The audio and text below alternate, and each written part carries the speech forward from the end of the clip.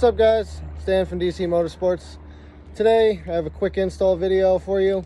It is the Injector Return Line upgrade.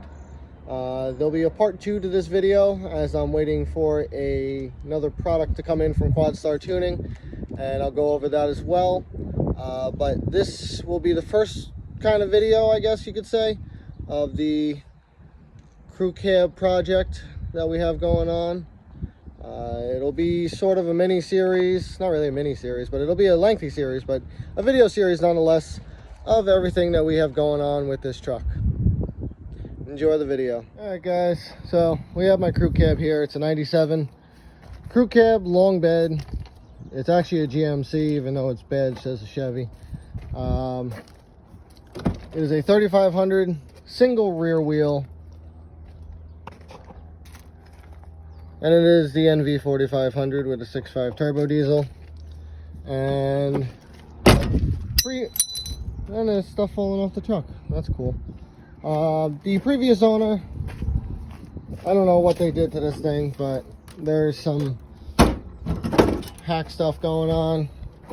As you can see, I just opened my hood with this string. But that's not why we're here today. Today we are here to upgrade the injector return lines, because the ones that are on the truck are leaking horribly while it's running, and it's just making a mess, and it's annoying me. Even though this motor's coming out of here, and the motor from the dually will be going in here. Now, we have this lovely Chinesium HX42 turbo. This will be going in the garbage at some point. So basically what we are doing, I don't know if you could see down there, but we are replacing what looks to be some clear line of some sort that someone put on there. This isn't even the factory stuff. The factory stuff actually is nice black rubber with clamps on it. The upgraded return line stuff actually looks like this. It's braided. This is actually a piece that I had left over that I patched in to stop one leak, but it started leaking somewhere else. So I'll go over that in this video. Alright guys, so basically the first things that we have to do is we have to pop off all of the old return lines. I'm actually not sure why this line goes that way. There's supposed to be a rubber cap, which I'll show you from the install. But these lines pop off. These are, doesn't seem to be fuel rated lines on here. So hence why they're leaking. Now these just pull off. You might have some trouble getting to the ones behind the turbo over here. You might have to get a set of needle nose or a pair of pliers in there, depending on how this comes out. Take all of those off. Go around to the other side.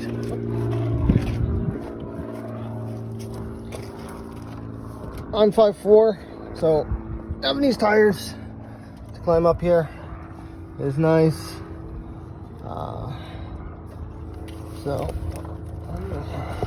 So instead of capping off the rear two injectors, they looped them together. Interesting. So actually,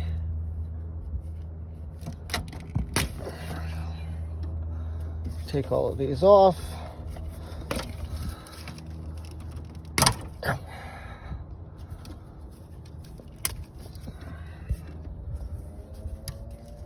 Maybe after this we won't have any leaking issues. So now that we have the old ones off, I know some of you might know about this kit.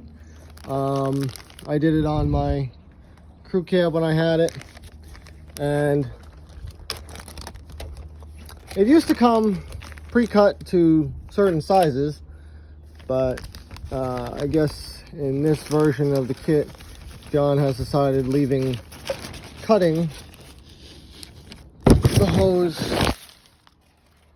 up to your discretion while you're doing it, which I actually like a little bit better because the original cuts were a little bit long for what you needed, not by much, just a little bit.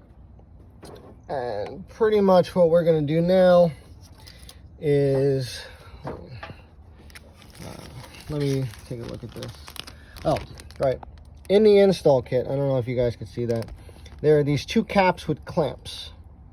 Now these are going to go on the rearmost injector on one of the lines. It doesn't matter which side of the injector you go to, but those will get capped, one here and one over there.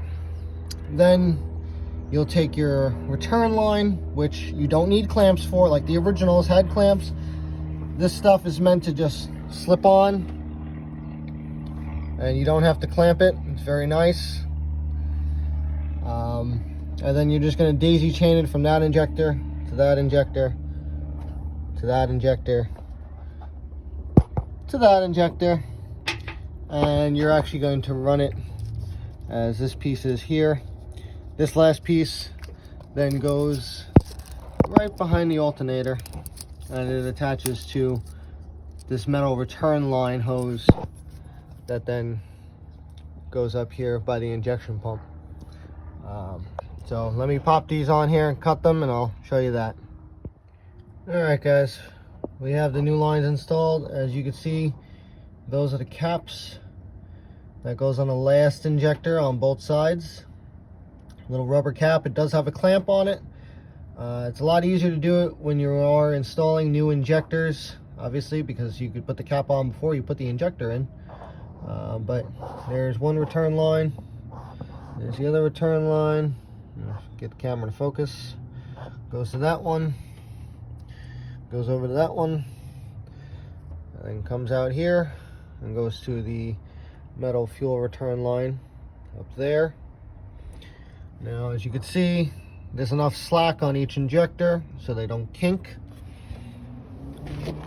This is fuel rated hose, and it does have that mesh, I guess you can call it, on the outside of it, so it does not get affected by all the heat, so it could sit right on the exhaust manifold. You got your injector there, one over there, back there, and this last one down here. As you can see, we got the clamp down there. Those end pieces are the hardest part of this install, other than getting your hand in there. I did find having a long reach needle nose plier did help a lot with making sure all the hoses get seated correctly. You want to push down all the way into the injector body. That's so we can make all the boost. I don't know who had their hands in here. This is actually for my glow plugs. Isn't that wonderful? I'm sure that makes people cringe. This wire pops off there. It's a quick disconnect. Alright, well, that's what I got for today. Let me clean them down. This will be the next project coming up. There'll be a lot of videos on this. We have a lot of stuff to go over, including fixing up that front suspension, because someone didn't install stuff properly. So, till next time, guys. See you later.